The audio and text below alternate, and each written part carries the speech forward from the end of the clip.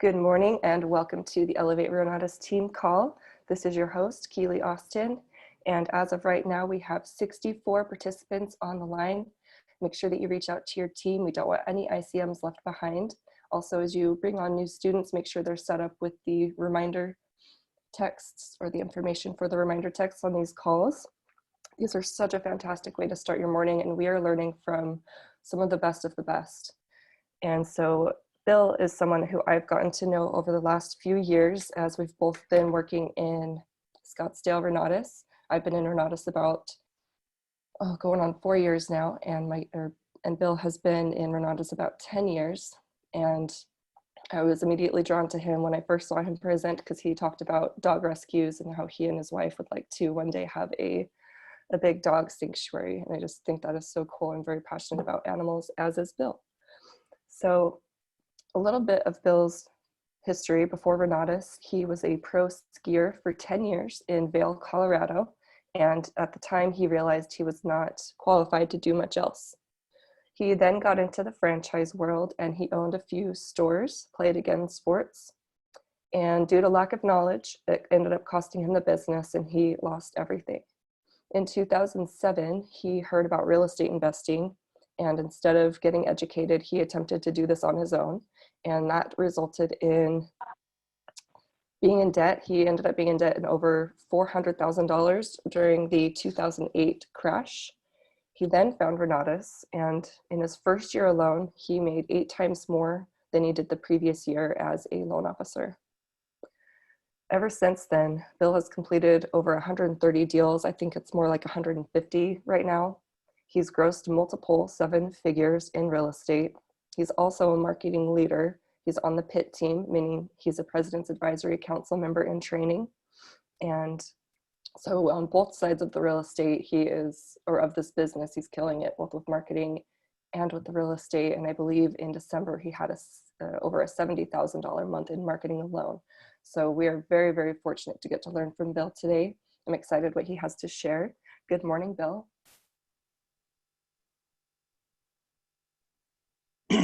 Hey there, Keely. Can you hear me okay? Yep, you sound great. That is good news, as always, because it's always a doubt. It's always a question. Thank you, Amy, for answering Jeremy's text. Yes, Extreme Plus to 41411. That is correct.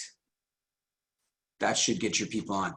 So, hey, Keely, thanks for the intro. Thanks for teeing this baby up every day. I, like everyone else, is on the other calls, and so we know that you're here all of the time, and we are only here some of the time. So I am on the phone all of the time with you, however. But I just want to say thanks. I don't know that everybody realizes how how much it takes to do something like this every single morning and commit to it like that. I got to tell you, when I was asked to do this call, or it was suggested that I do this call, and it was originally a 6-month commitment originally, and it was a lot. But I just want to say thanks. Whoops, that's weird. That's on Facebook. It's going live. So anyway, it was like, wow, that was a big commitment, and but like you, I took it on, right? So you did too, and it's just awesome. So I just really greatly appreciate all of your work, and I appreciate you taking care of this call and setting it up, and being the leader that you are. You're awesome. Yay. Thanks, Bill. Yep. And that I'll tell you, man, that no-kill animal shelter. So I have some land tied up that I'm considering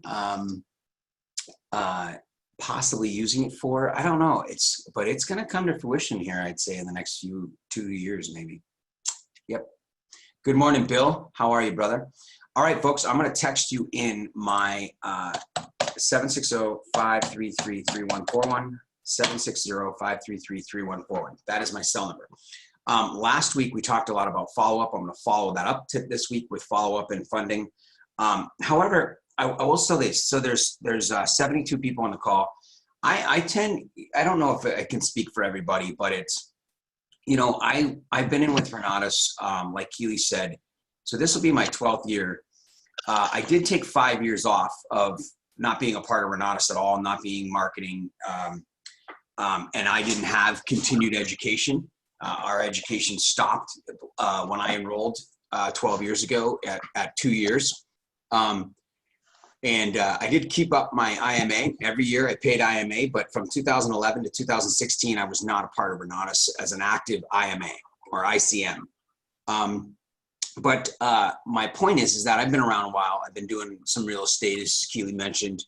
And most of you, I imagine, know me or know of me or whatever.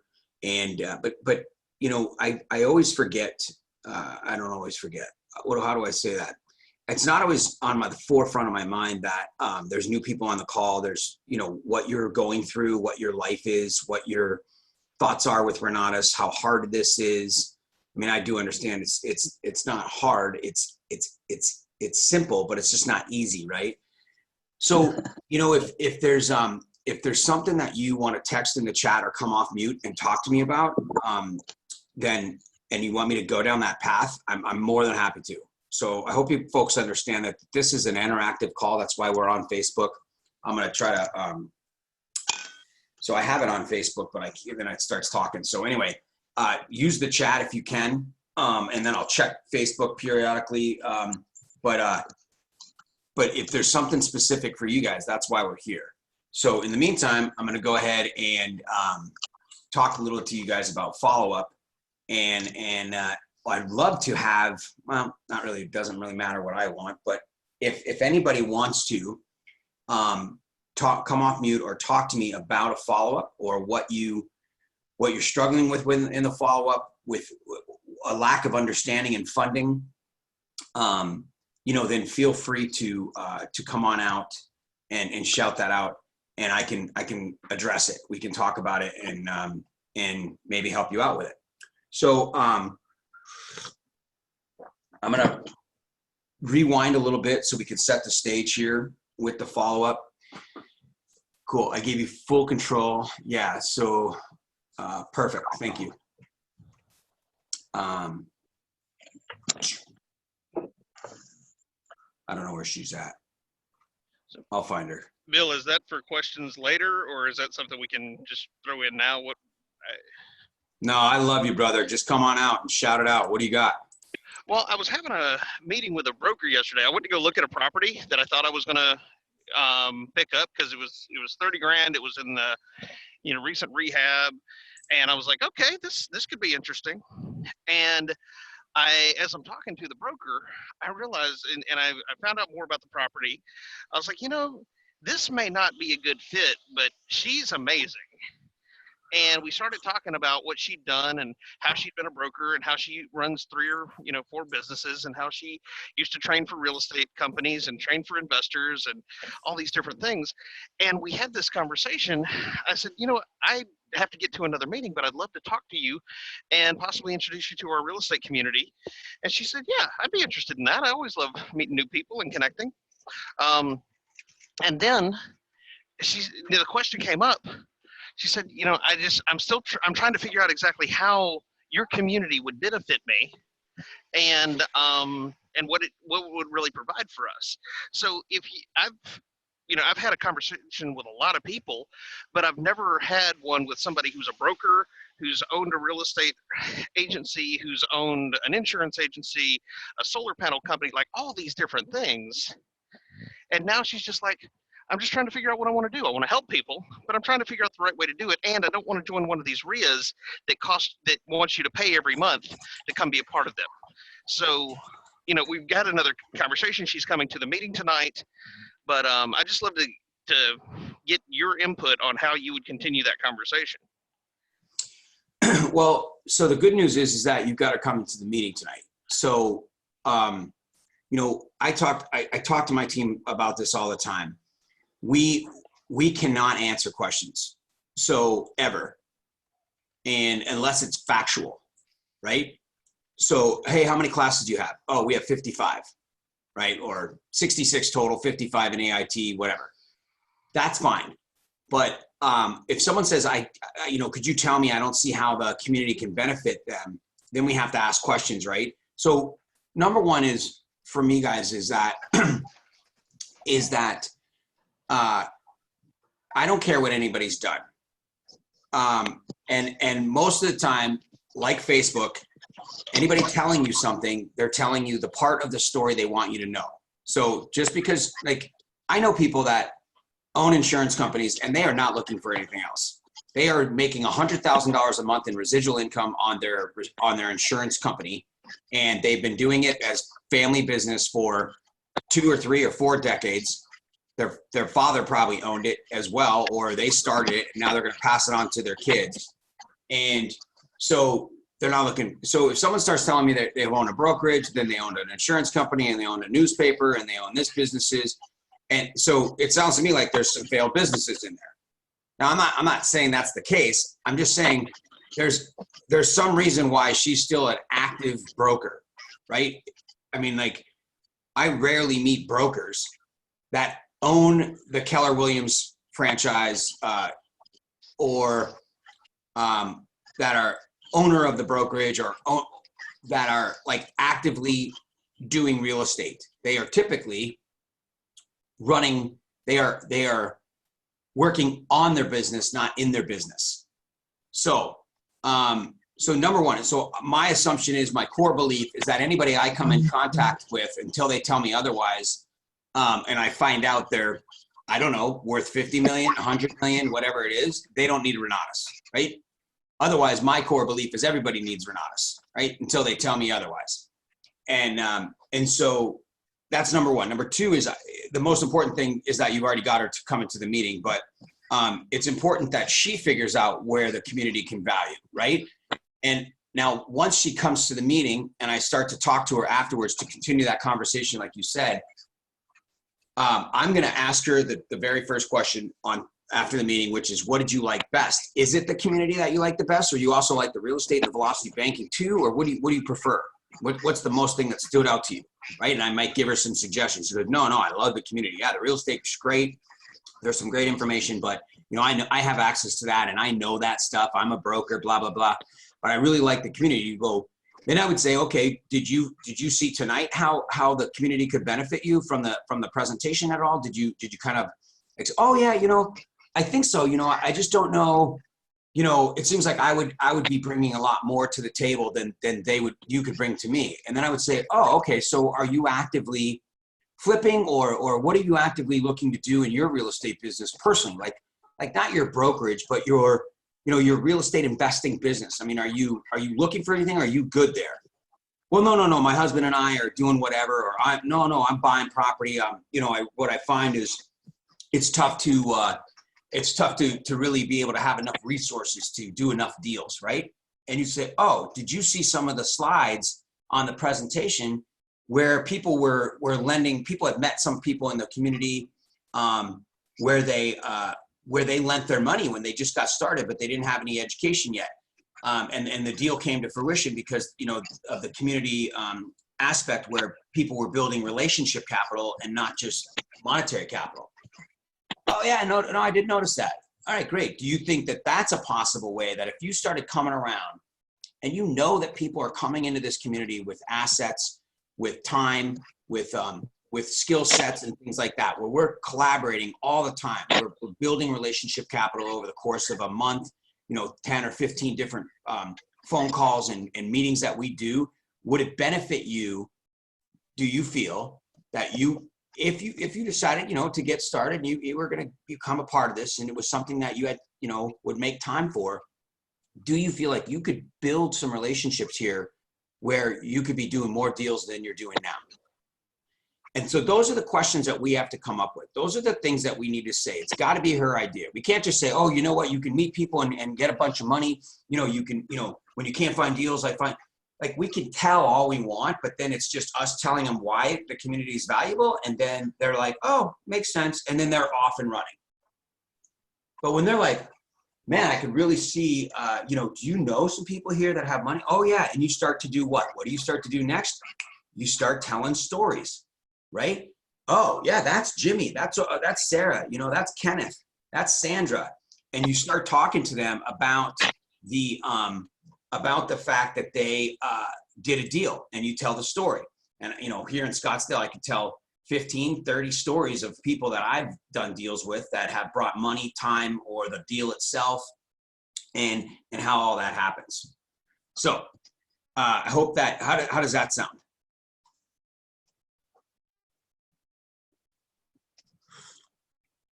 Did that answer it, you think? Okay. I can go into a little more detail too, but all right. So I got another question. It says, would you please overview how to reverse recruit someone trying to recruit you to something else? So I've done this twice recently, and I love this question. And so this is killer, you guys. I have to be honest. I love this. So recruit might not be the best word, but reverse market, or you know what? There's a reason these people are calling you. Now, so the first thing that I get when someone calls me is irritated, right? I'm usually in the middle of something, and I'm like, oh my God, another one of these stupid calls, right? But unfortunately for me, if it's a 480, if it's a local phone number here, I answer the call if I can, most of the time, right? And so all of a sudden it is it's a realtor calling me on an expired listing. It is the other one the other day was someone looking to make an offer on my house, right? I've got houses all over, and you're constantly getting this. So this is so cool. So number one is when they call, I'm prepared instantly to be like, are you kidding me? So my first thought is, what do I have to lose, right? I've got nothing to lose. I don't have to be scared. And trust me, folks, we all get scared. We all get nervous. We all don't want to say the wrong thing. I don't care how long we've been doing this, right? I have to prepare myself to ask the right questions, right? I have to make a conscious effort until it becomes, unconsciously conscious, or whatever the heck that training is that Michael does. That's so good. Right? That fourth level where you're tying your shoes, right? So immediately I'm like, so this guy calls me the other day and he goes, hey, this is so-and-so, whatever it was. I was at the gym, and he's like, I see you have this property on Longview, and my company, I work for a company called, or he didn't even tell me. He goes, we're looking to purchase property in your area. I got investors that want to buy it, blah, blah, blah, whatever he said. And I was like, right off the bat, I'm irritated. And then I'm like, I go, dude, do you know how much that property brings in? And he's like, no. I'm like, have you seen the property? He's like, no. I'm like, you haven't driven by the property. I said, so you're just making a cold call, right? He's like, well, yeah, we call. I'm like, okay. And I just interrupted him. I'm like, listen, how would you like to be the guy that actually calls me and is making the offer? I'm like, who do you work for? He goes, oh, I work for ICM, blah, blah, blah. I don't know, some company that buys property. I'm like, okay. So you're not an owner, right? You're this guy, you're an acquisition strategist, and you're making a phone call to someone, and you want to buy a property, and you're going to say, hey, this seller's interested in getting an offer, and we're going to pass on my information. Then some other expert's going to call me, or maybe it's a principal, or maybe it's a manager, or whatever it is. And then they're going to call me, or they're going to send me some offer and get my email, or whatever they're going to do, right? I said, what if it was you? What if you had the money, or you borrowed the money, or you knew how to borrow the money, and you could make the offer? What if you could own the property? I bring over $1,000 a month, passive, positive cash flow income, cash after debt service, cash in my pocket after debt service on that property, right? How would you like to own that? Would that be cool if you bought it? Well, yeah. I'm like, have you ever, let me tell you. And then I told him another story. Now, unfortunately, I can tell my own stories, but you don't have to have your own freaking stories. It doesn't matter. Just tell a story of an investor in your group, right? And I happen to go, you know what? I just took an offer today on a property I have that you're probably going to call me on. And I got an offer for $510, and the net profit of that project is $65,000. I go, would you like to make $65,000 on fix and flip here in Maricopa County? And he's like, yeah. And I go, great. Are you interested in learning this? And he goes, yeah. So here's the thing. He asked me one question, and I completely just started asking him a bunch of questions. I didn't tell him what he needs to do. I didn't do any of that, you guys. Like I was in the moment where I didn't care what his response was. If he hangs up on me, I could give a crap, right? If he's not interested, I could give a crap. but he's going to be interested, right? So let me tell you another one that went a little differently, right? So I actually booked Diego the other night, and he did not show Thursday night. So I can't believe it. I was shocked. And then I texted him the next day, and he still hasn't responded to me. In fact, I texted him yesterday and told him that I believe in second chances and said some bull crap on my text, and I haven't gotten back. He has not gotten back to me. So good for him. He's going to be an acquisitions guy. He's going to make $10 an hour, or he's going to make, 1% of a transaction or whatever. So be it. The world needs ditch diggers too, right? So here's the deal. Another guy called me up, and he's become a friend of mine. And he was a realtor, a newer realtor. He's working for the company that if they can get deals, they're also structuring cash offer deals, right? This whole new world of open door is crazy.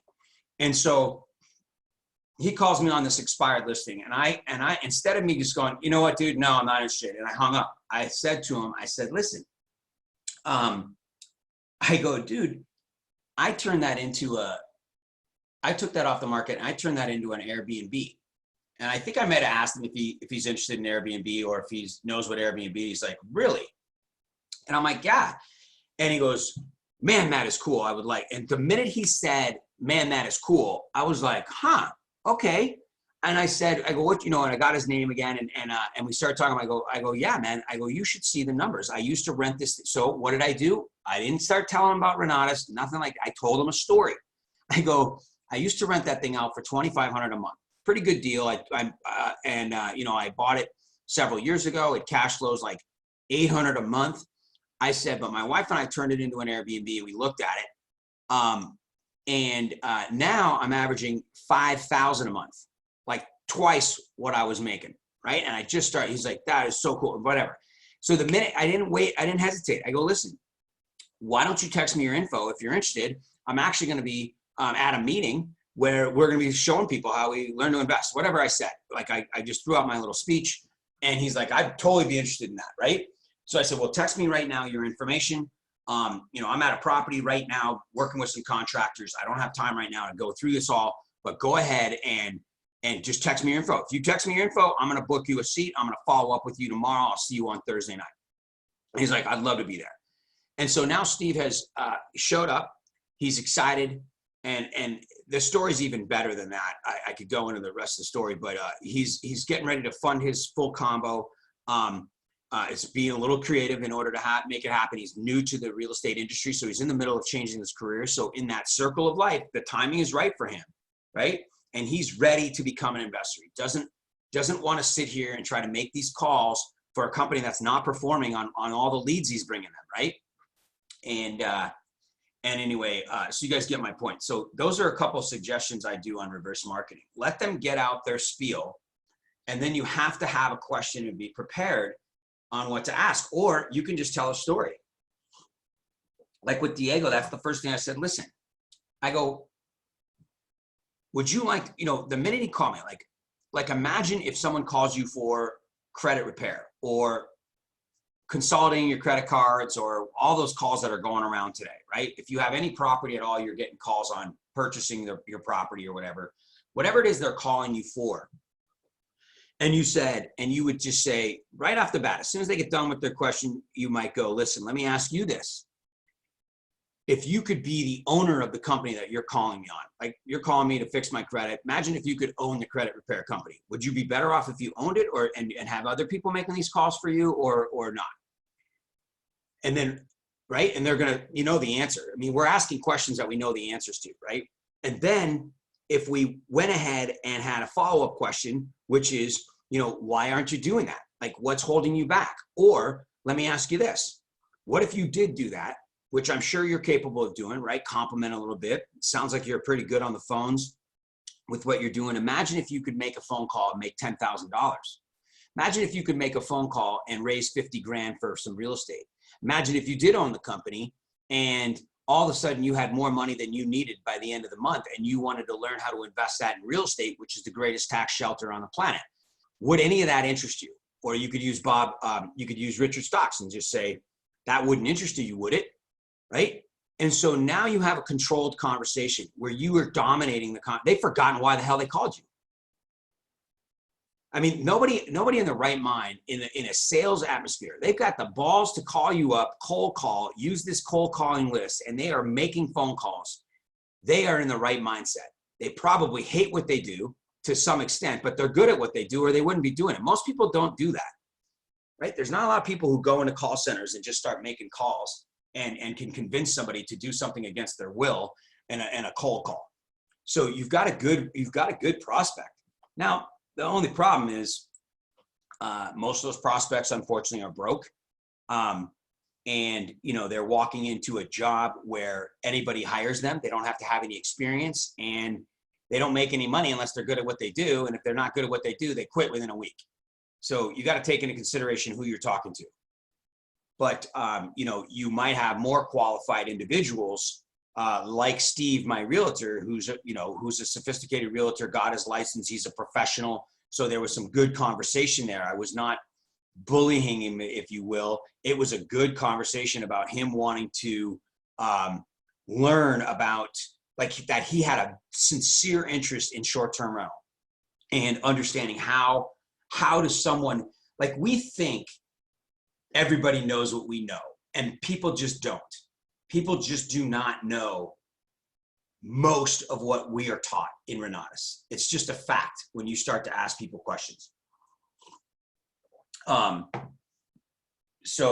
Anyway, that is awesome. I hope that helped on the cross recruiting. If you want a little bit more detail, specifically, if you've got an example you want to use, or if anybody has anything specific because I'm talking in kind of generalities, I'm giving a couple stories that are specific, but again, it's easy for me because it's easier for me because I've done it a few times, right? So I make it sound easy, but then you go out and do it and it's not that easy. So I want to make it so you can go out and do it and it's easy. I don't want to talk to you guys and just tell you crap and tell you that it's easy.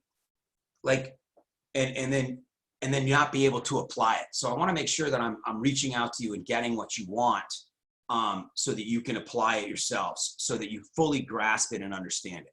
All right. How about during a job interview at a property management company?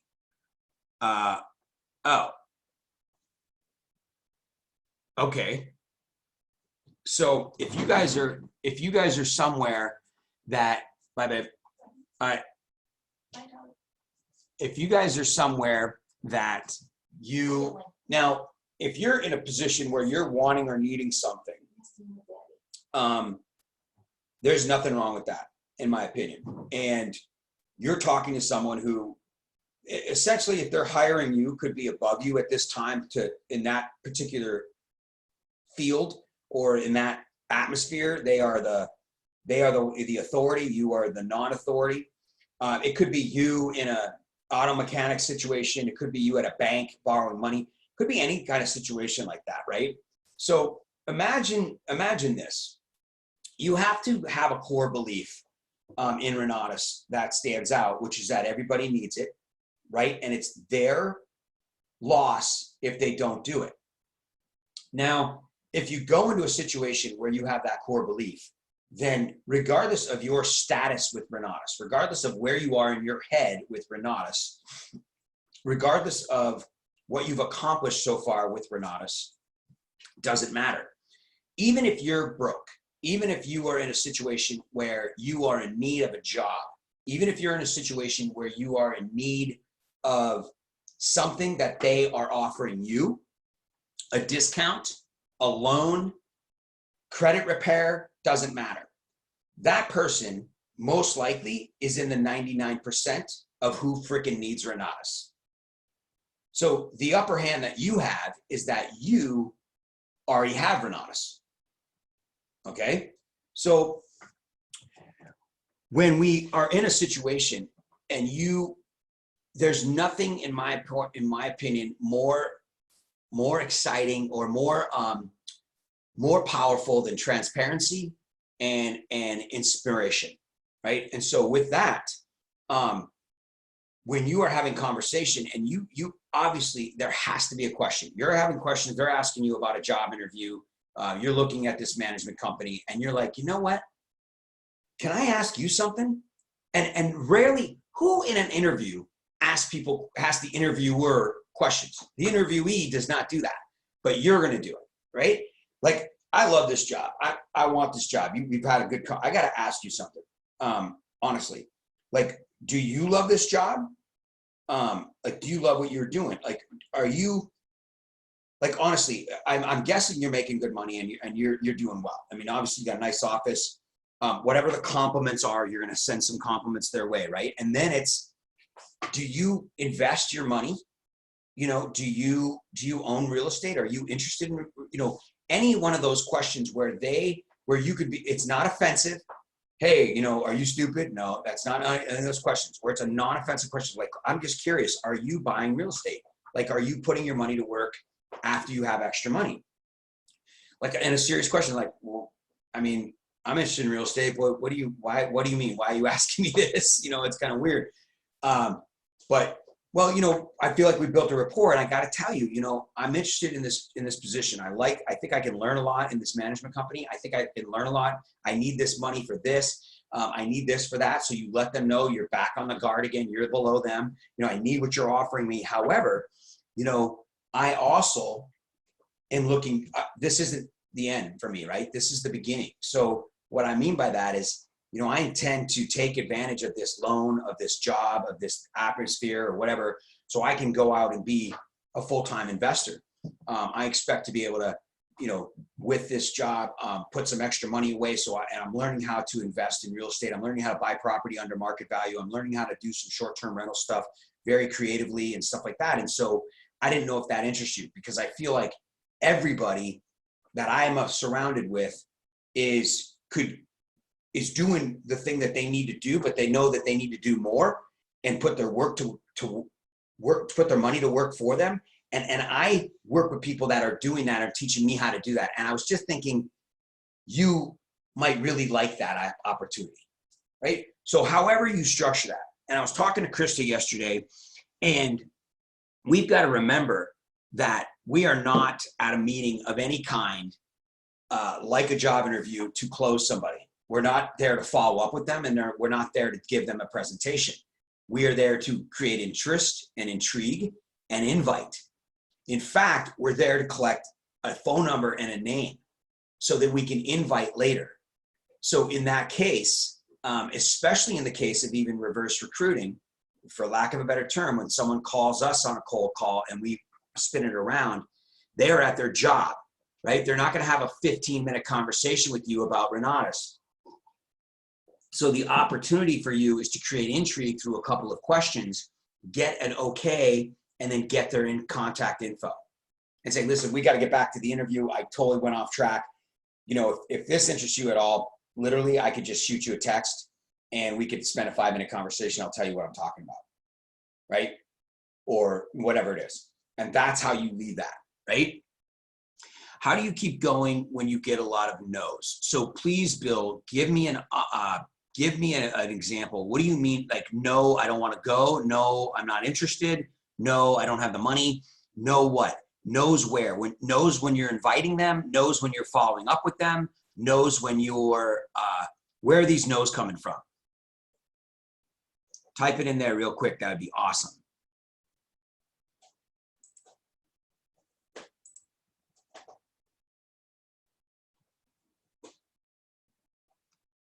I'm hoping you can hear me, Bill. Yeah, when you invite them. Okay. So, okay.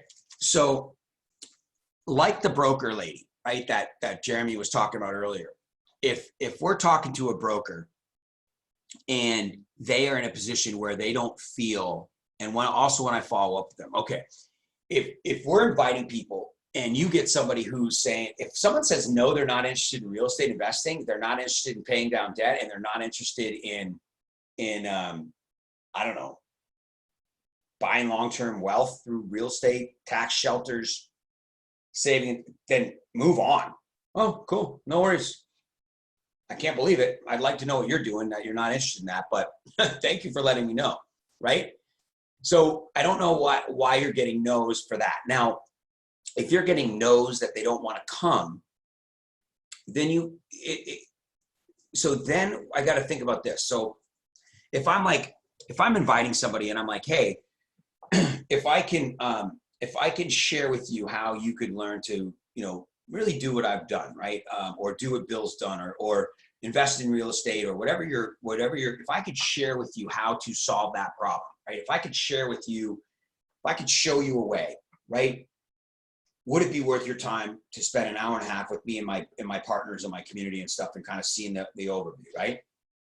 And if they say no to that, I'm going to say, okay, I totally get it. Is it the time you don't have? Is that you're just not interested in going, or you don't want to drive? Why no? Could you just explain that to me, right? So I'm going to ask them to explain their no to me, because I can't imagine that if someone was telling me they're interested in something, and then I provide a solution, and I said, would that interest you? And they say no. I'm like, okay, well, what are you looking for, right? Can you explain to me why that doesn't interest you?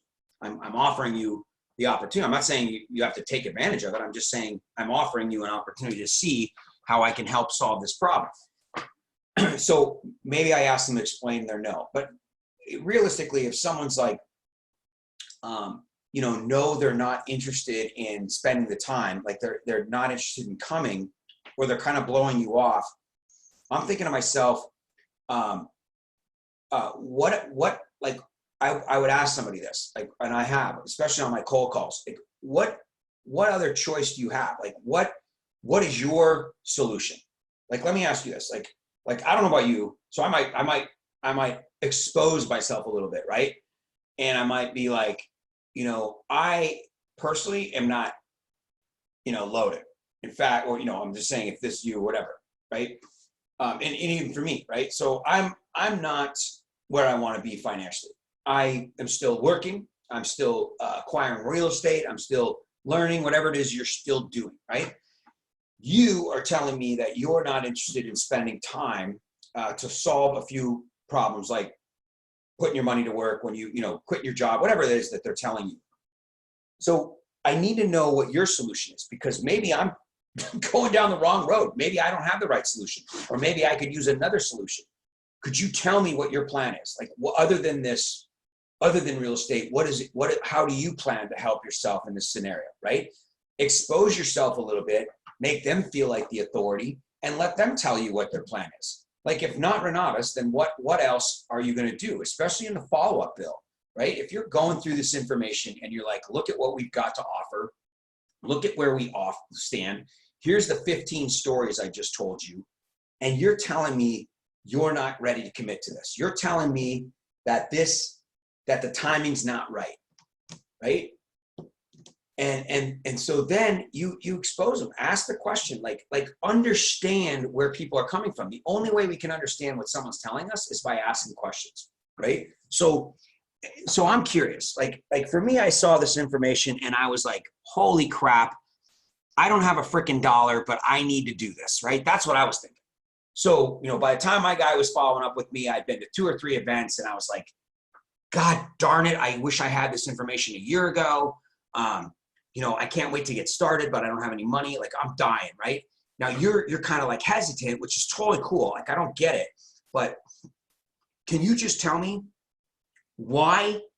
Like, what do you know that I don't know? Like, what are you going to do if you don't do this? Like, are you going to just do it cheaper, like teach yourself, or are you going to kind of like, just wait for a while and see if something better comes along?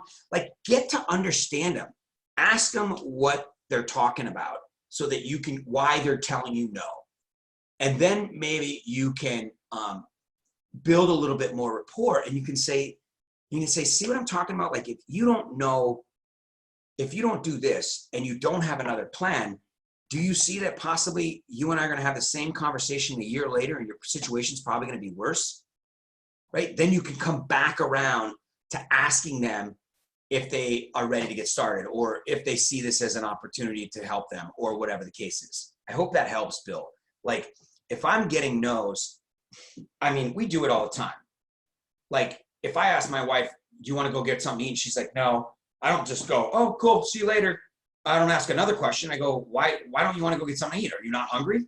Like, I don't understand. I thought you wanted to get something to eat. No, I'm not feeling good. I'm like, Well, you're not feeling good now or later, or like, what happened? Is it your stomach? So I'm asking questions, like that's just normal human practice.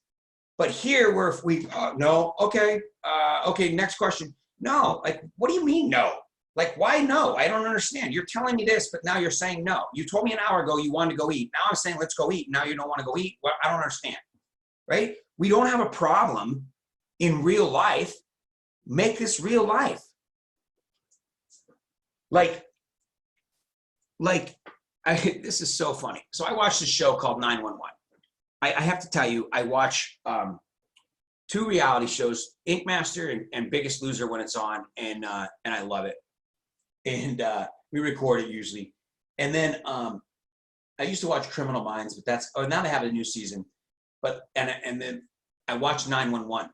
It's an opportunity on Monday nights. We record it, and the webinars and stuff used to be later, and then we watch an hour late show at 10 or 11 o'clock when we're done doing whatever we're doing, right? And so last night, this guy he's a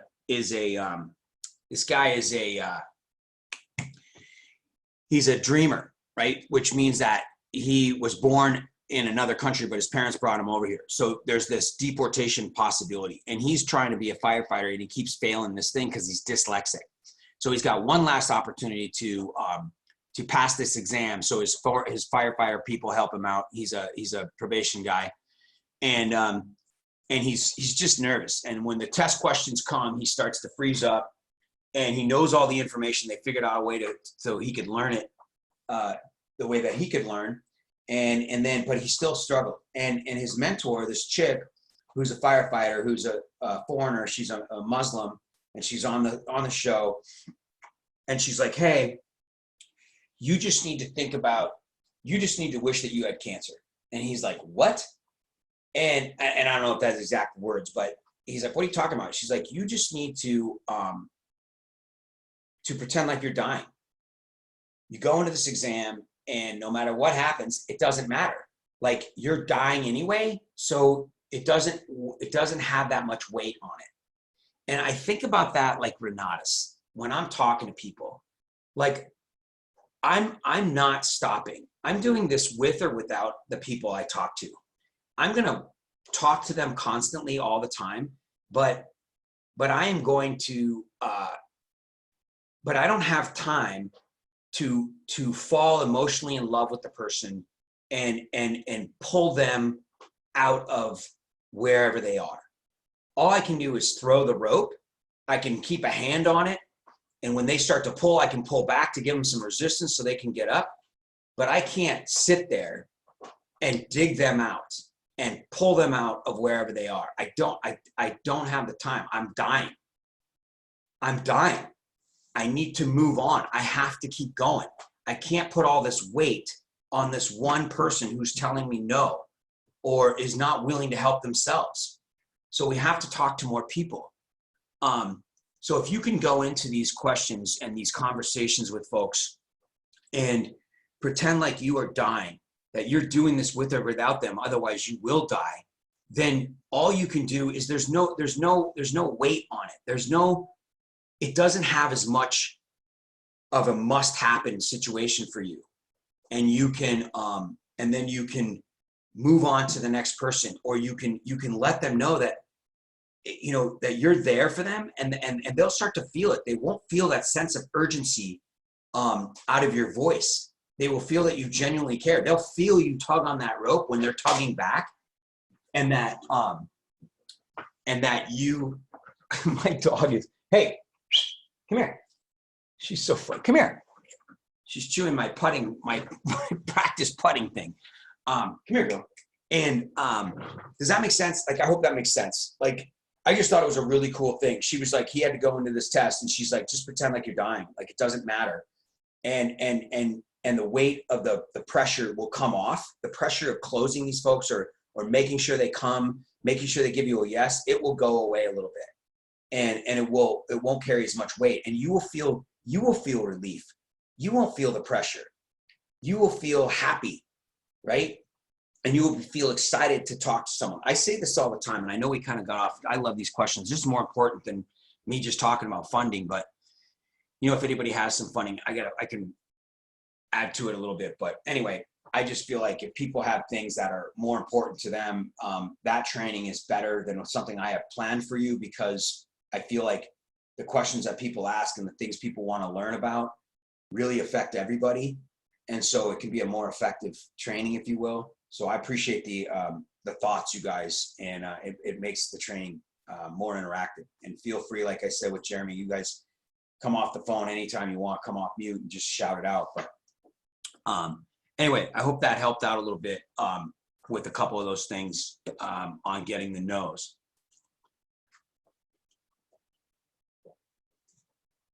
Yeah, you can act. That's a good point, Lee. Lee says you can act like you just sold a combo. I can tell you, I had a thought on that. The coolest thing is that I've said this before. You probably heard this, but maybe you're thinking about it, or you haven't heard it. You're new, but I think about this all the time. Is that the people that this business of marketing the education is so exciting when you talk to you. And what do I mean? I'm guessing that the majority of the folks on this line have put out $20,000. There's 78 or 80 people on this call. And I'm guessing that that's, $800,000 $1.6 million of business for Renatus, roughly. And that all of you got started. And so the coolest thing is that if you're talking to you, you are someone who was interested. You are someone who went to more than one event. You are someone who may have hesitated, maybe didn't have the money, maybe struggled in all different aspects of the process, but you engaged in the process. Your 5-star did not have to pull your teeth, mostly, right? It doesn't count for everybody. Results not typical, blah, blah, blah. All that stuff is true. But you guys are the 1%, right? You guys are the 1%. So the point is, like, when you find a you, this business is exciting. Your opportunity to close someone is 5 times greater. And when we're dealing with the people that are saying no all the time, or that are hesitant, that are just negative, I don't know anybody. There's no way I can get an angel investor. I'm gonna have to make the money on my own. Is there a way for me to flip a house so that I can pay for the education? Like, that mindset is about as scarcity mindset as you can possibly get. It's just not, it's not, if that was the case, they'd already be doing it. It doesn't make any sense. If I could just go work on if I could go practice law, and then that would pay for my law school. It makes absolutely no sense, right? You have to gain the experience. You can't, you know what I mean? So you guys know what I'm saying. But when you're talking to people that are you, right? If you're talking to me, then the process is fun. They want to come to the next event. They're like, oh my God, I can't believe this information. Oh my God, oh my God, oh my God. Sign me up. I'm ready to go, right? I totally am listening to you. I'm answering your questions, and I just need to know how to fund it. I'm ready to place my order. Let's go to work. I'm coachable. I'm teachable. I'm open to this. Those folks are you. That's who it's fun. So the faster you can get past the people that are telling you no all the time, and the people that are giving you a hard time, or you're having to pull them out of where they are versus just keep some tension on the rope, there's a difference. That means you can move on to the people that are waiting. If you're not finding the people that are waiting and willing and able, and they are raw individuals, ready, willing, and able, then you're just not talking to enough people. Now, I can say there are people on this call. I'm looking at one person in particular. I know of several people where that's just not the case. They've invited 20, 30 close, warm market people, and nobody's bought, or they've had a ton of people at meetings and property tours and stuff, and no one's closed. And that happens. That's the Bob Tierney effect. 1,100 people before he gets his first full sale. You're welcome, David. You guys are awesome. Mary, you're welcome. Awesome. Coming up on the hour here. So I appreciate that so much. Mary says I'm extremely patient and kind. I don't know that my wife would agree with my, I don't know, but no, it's cool. I really appreciate it. And, but man, I'll tell you, it's fun when you talk to people. So there are times when we are going to go through, I'll tell you, I had a $74,000 month in December. I closed 8 combos with me and my team. There was results not typical, all that stuff, the average person, you guys know that. But I think I made 3,500 in January. Now I'm slated for about 30 grand this month. But I'll tell you, the same thing happens. I've got a pipeline of a half a dozen or so really strong individuals that I am having to close that are not closing themselves, right? Which a lot of times does happen. They're ready to order. I ask for the order. They're like, yep, they know where they're getting the money. And we're just waiting on it. And I've got people that haven't even committed to the full purchase. They've committed to the idea. They've committed to coming and they're interested and they want to do it. But at no point I've only got one order placed in the back office, right? I think Dane Clark probably has 10. So anyway, we all go through those little lulls. This is a business that goes up and down, but eventually it goes up faster and more than it goes down and over time. And that's why every year you'll start to make more money than you did the year before, as you have your team working for you as well as your own direct sales, and you master this trade. You master this individuality of asking questions and really understanding the true vision of Renatus. I'll leave you guys with this. Very inspiring. Thank you, Bobby. You're awesome. Can't wait to use some of these questions. Jerry says, Bill, you're the tyranny of Elevate. I love you, man. Thank you, brother. You're welcome. I'm so glad you showed up too. I just love you guys and I love your comments. And I'll leave you guys with this today. Wow,